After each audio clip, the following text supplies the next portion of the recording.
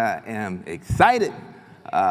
This is my favorite topic in the world, artificial intelligence, and we're now going to get a chance to talk to two of the heavyweights.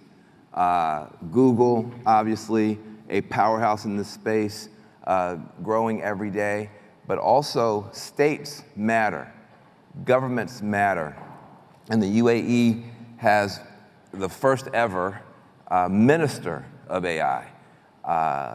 10 years ago, that would have seemed like science fiction. That's now science fact. So what we're going to try to get out of this conversation with, these are like literally two of the giants in this field. And give it up to John Hope Bryant for getting us the best people in the world to talk to and to learn from.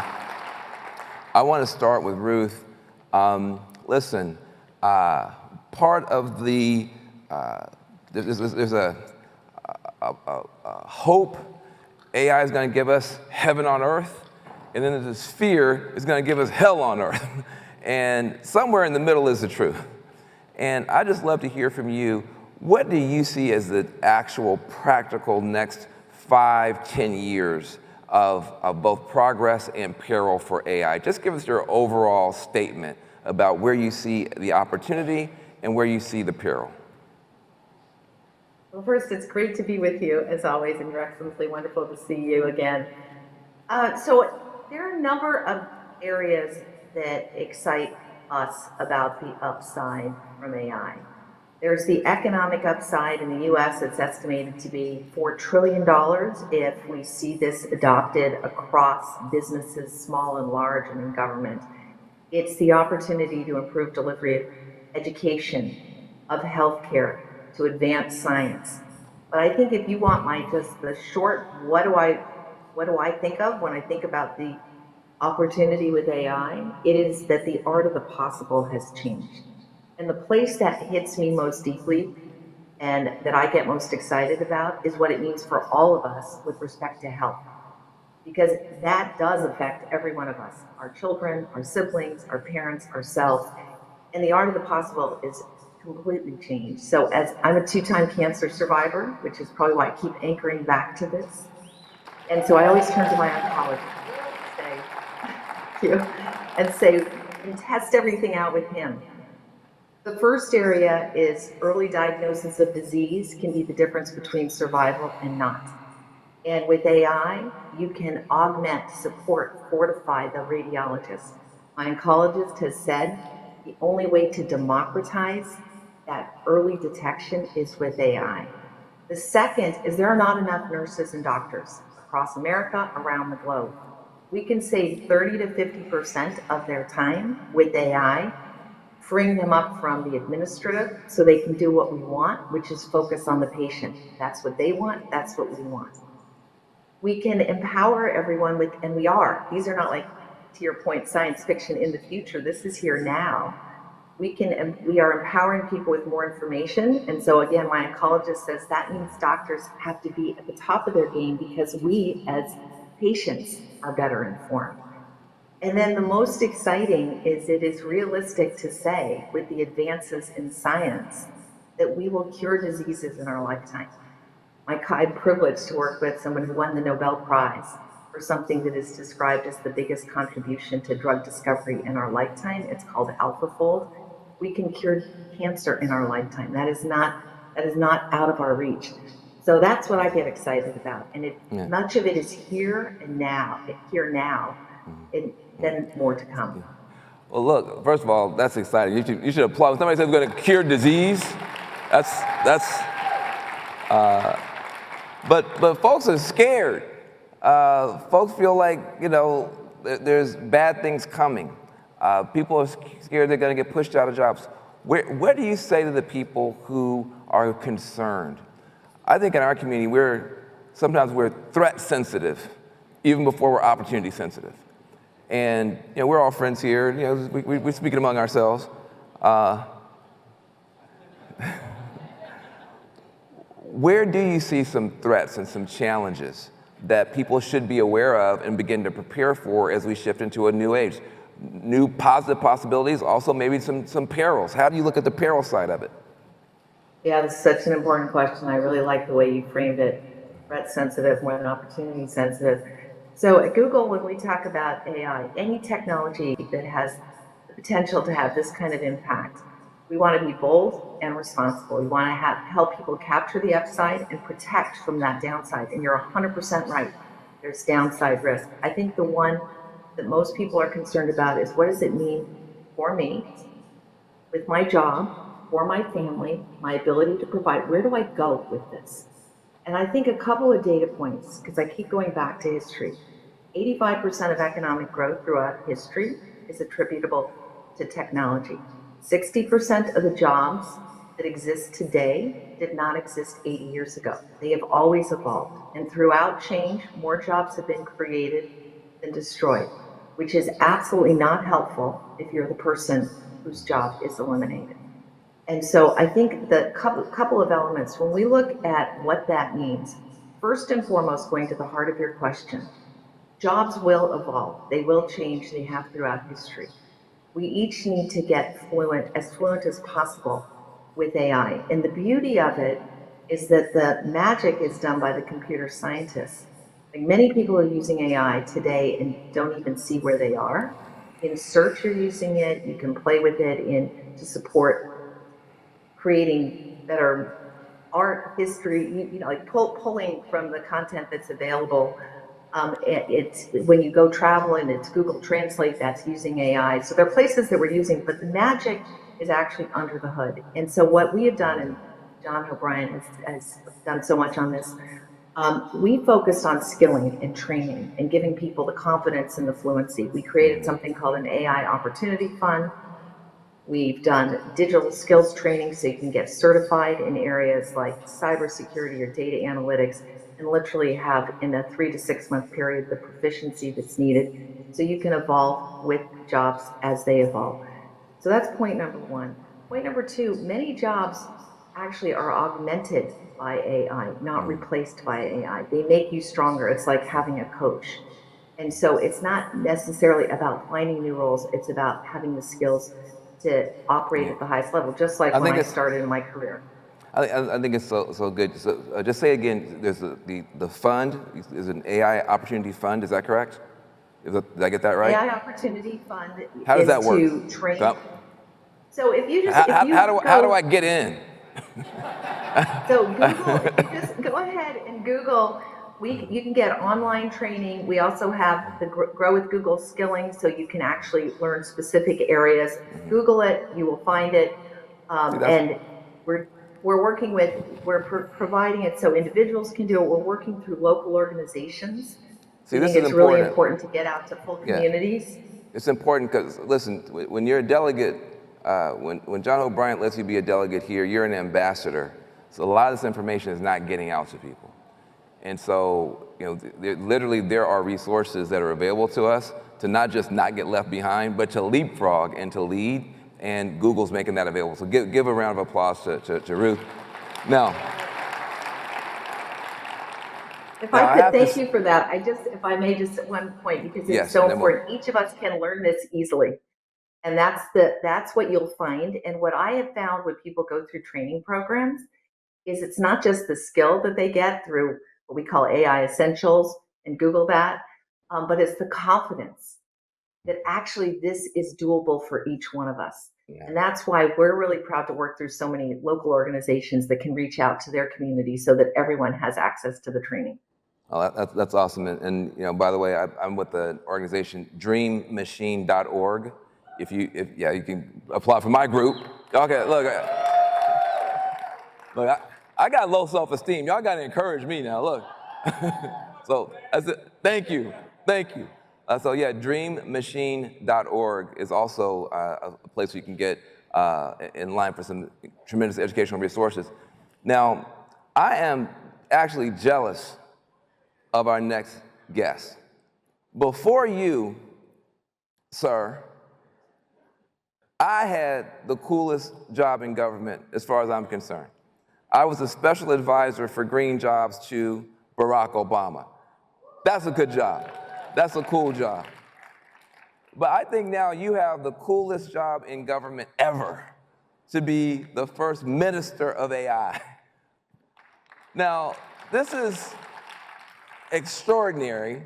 First of all, how'd you get this job? No, I'm just joking. That's on Wikipedia, you can get that. Why is the UAE moving so aggressively to put government in alignment with this? And what are you doing to make sure that as you guys scale up, you're also scaling up your people? Because you're setting a precedent for every government on earth, and that's why John wanted you here. Why are you focused on this, and how are you using this to bring the people who might be left out into the conversation? Thank you very much for that. And in all honesty, I don't think you should be jealous. Try to be jealous after I retire. In this job, one is not sure they're doing a good job until the very end. I've been in this position since the year 3 BC, so 3 years before COVID, in 2017. I was appointed. And it feels like a few millennia. It feels like there's a few lifetimes that have passed.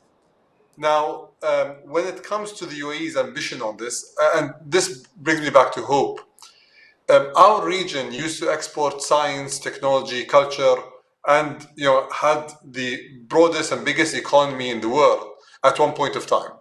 So for over 600 years, the Middle East was the most advanced part of the world. And something changed. And what changed is a lesson for all of us.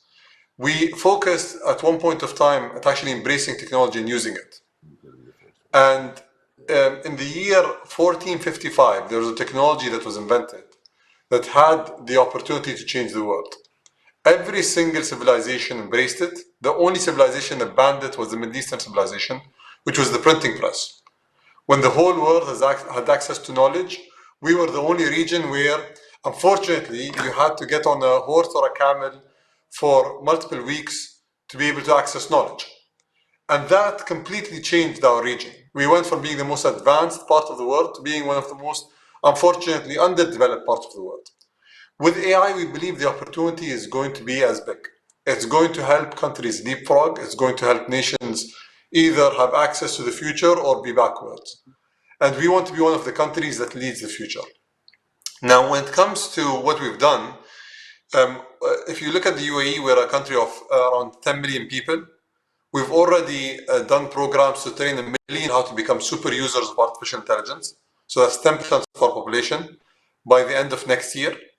And we're actually not going to stop until every single person in this country, be it rich or poor, be it a citizen or a non-citizen, become a super user of this technology and is able to create using this tool to change the world. That's awesome. Look, I love the vision. I love how inclusive it is. You said citizens and non-citizens.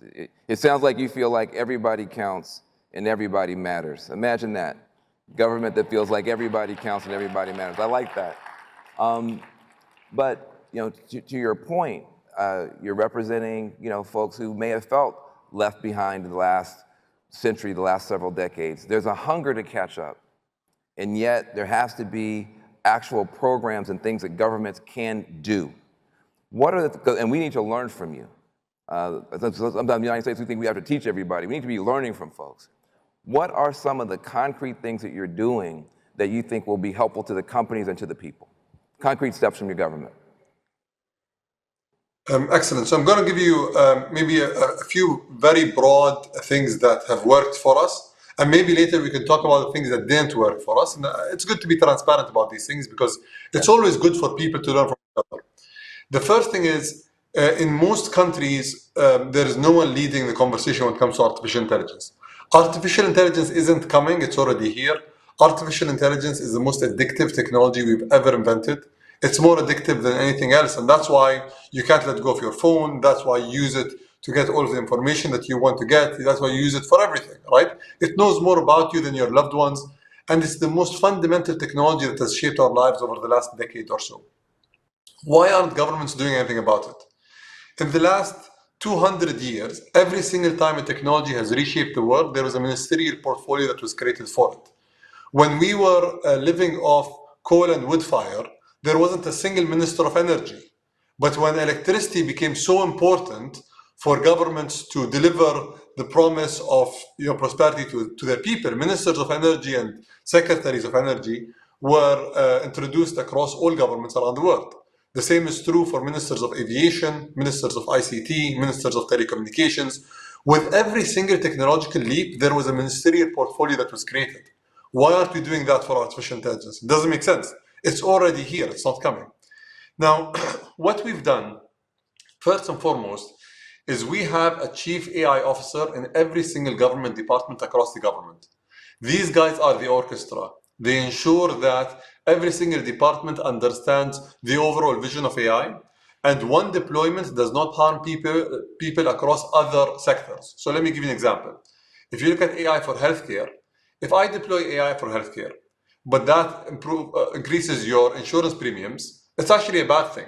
Even though AI for healthcare is excellent, the fact that you need to be paying more because the insurance companies are being able to use these tools to identify if you have any challenges when it comes to paying your premiums or living a long and healthy life, that's a challenge when it comes to government deployment of AI. So this orchestra ensures that the main focus of AI is improving quality of life. Our ambition from this is AI for quality of life improvement. The second initiative we did, we don't shy away from big, bold initiatives. So we have an initiative called 1 million AI prompters, which is training 1 million people how to become super prompters of AI and wielding this tool to reshape their lives in whatever sector that they want to use it for. And there is no prerequisite to joining this program. You just sign up and you have access to it. The third thing we did was every single time someone comes to you, they will tell you that they're working on the greatest AI tool.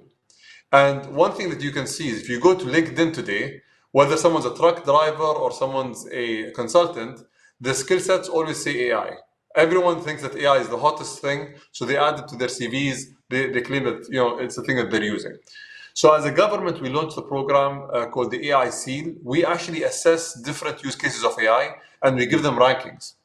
So any company, any government department that wants to use the tool understands, first, is it good for society to use this tool? Second, is it built credibly on an AI foundation?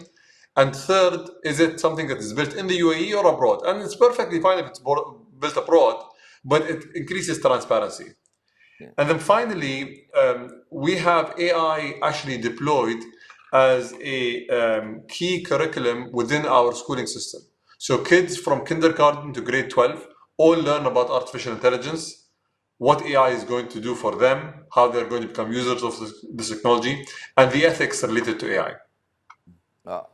Listen, that's really extraordinary because,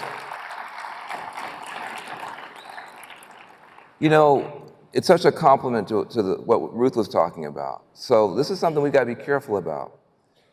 AI will give doctors the ability to target disease with clear, sharp precision. But it could also give insurance companies the power to target people with those diseases with higher premiums. Now, see, I hadn't thought about that. That's why we need government to be in here trying to figure out how to make sure this has a net positive benefit. Because if you now know what the disease is, but your insurance premium goes through the roof, that doesn't help you. And so this is what I'm saying. We have to start learning from what other folks are doing. The other thing I think is important, you are correct. Everybody now is an AI expert. There needs to be some kind of a standard where we have some kind of understanding about, as employers, who can actually do what. That's something you got to step forward on, and then obviously letting the young people know. So look, we have about 10 minutes left, and I got 30 questions. I was so transfixed by what you guys are talking about. It's so good to talk to the people who actually have the power. So I just want to go back to you, Ruth. I have a kind of a weird question. This is not going to help anybody in here, but but John asked me to do this, so I'm going to abuse my privileges. I'm concerned about people who don't speak English, who don't speak all the major languages. Half the world speaks languages that are not on Google necessarily. If you're really going to uplift the whole world, and Google has the power to do it, how are you going to include people whose languages are not even being spoken, people who are indigenous people who are, there's a lot of people who could be left behind just because it's not even on the keyboard. How do you think about that? I love your question, and it's so core to the way Google has thought about this for many, many years. You're 100% right. I was brought up, my parents always said, education is a passport for life. And to be able to access information in your native tongue, in your language, is so valuable. We started translating at providing Google Translate 20 years ago. In fact, the first language His Excellency and I spoke about was Arabic. For 20 years, we've been working on this. With AI, we've been able to increase the number of languages. It's almost like a vertical lift, the ease with which we can do it. So we now translate in 250 languages. We have a goal to provide in 1,000 languages. We're still working at it. We have Google is available in 16 Arabic dialects, because you're correct. And I will tell you a story that really struck me. I was speaking with the digital minister in Togo, an extraordinary woman, Sina Lawson. She made 2 points that really hit very much to your question and underscore the imperative about it. She said in Togo there are 3 official languages, and there was a time where you had to learn French before you could learn math. Talk about putting an obstacle to learning, but now with Google Translate, that is no longer the case. The other point, which is a bit off of your topic, but I think builds on it, she made this point as well. The median age in Africa across the continent is 19 years old. Her point was, you can't have enough teachers to educate half of the entire continent, but with AI you can. Wow. So it's presenting in language and then giving That's access to learning, going on that journey. Students can use AI, but you can also augment teachers. So I think what you've said is so important, and it is very core to our view that this has to be, as His Excellency said, we need to be designing and thinking about it so that it opens doors for everyone while recognizing the problems that you appropriately tagged as, like, let's prevent the downside. And I want to go. 250 languages. Look, I didn't realize that you're already doing 1,000. You guys are way ahead, which is inspiring. Again, people don't know stuff, and that's the reason why here we can go out and let people know. And then, back to you. I am curious. There are going to be people who are watching this from other countries, not just the United States, and they may not have the resources that you have in the Middle East. They may be in Africa. They may be in Latin America. What's the most realistic path for those countries who want to participate? What would you advise someone who's from a less resource-rich area, but people resource? What should they be doing and not doing in government? Omar. So the first thing I'm going to say is most of these tools, they have a freemium version or a free version of it. So they can use large language models and they can use AI for free if they have access to the internet and electricity. So having these fundamental basic necessities to access the digital age is necessary for any government, right? And then guiding people towards them. One of the initiatives that we did, which I think is extremely crucial for governments, even the US government and others. So we did an initiative called AI in the Arena, where we actually tried to assess every single large AI model according to our culture, our history, to see if it understands who we are, where we came from, what our history was, our language, our dialect, our sayings, and so on and so forth. One of the reasons why we wanted to do that is if you're getting the whole population to be educated by these tools, you need to understand what these tools' view of you is. Do they see you in a positive view? Do they see you in a negative view? Like, let me give you an example. Does the cutting edge AI model see Arabs as sophisticated or unsophisticated? Does it see them as hardworking or not hardworking? And the same is true, by the way, for certain minorities in the US. The same is true for other groups of people around the world. Now, do you know which model ranked #1 in that assessment? Which? So it was Gemini. So I would like to congratulate Ruth on stage. Thank you, Ruth. It did extremely. But the whole purpose of this is 2 things. The whole purpose of this exercise, first, is for our people to understand that these tools today, if they have a negative view of us, then we need to be aware of the results that they're giving us. It's not that we are, unproductive or not smart. It's that these tools need to be, retuned. And second, it's for the companies to understand that we are aware and that we're going to work with them to try to show them the blind sides of the technology. No technology is perfect. When electricity was invented, There were houses that were going on fire because circuit breakers were not invented at the time. Governments came and shed light to certain things where regulations were put in place, and then the inventions to stop the negative ramifications of the technology were invented. So I think that's one of the things that the governments can do.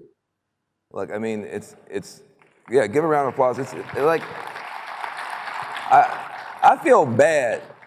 I feel bad that on, my day job, we aren't having these kind of conversations more, because there's reason for hope. Sometimes I think on the news we wind up depressing people, distressing people, and yet every problem and concern that people are having, there's at least some answers for.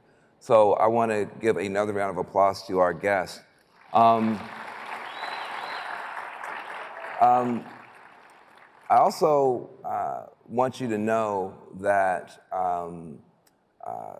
because of John Hope Bryant's advocacy in this arena, a guy named Sam Altman, who you guys may have heard of, decided to create a whole AI ethics council, a council to help advise him to avoid some of these problems, some of these mistakes or whatever.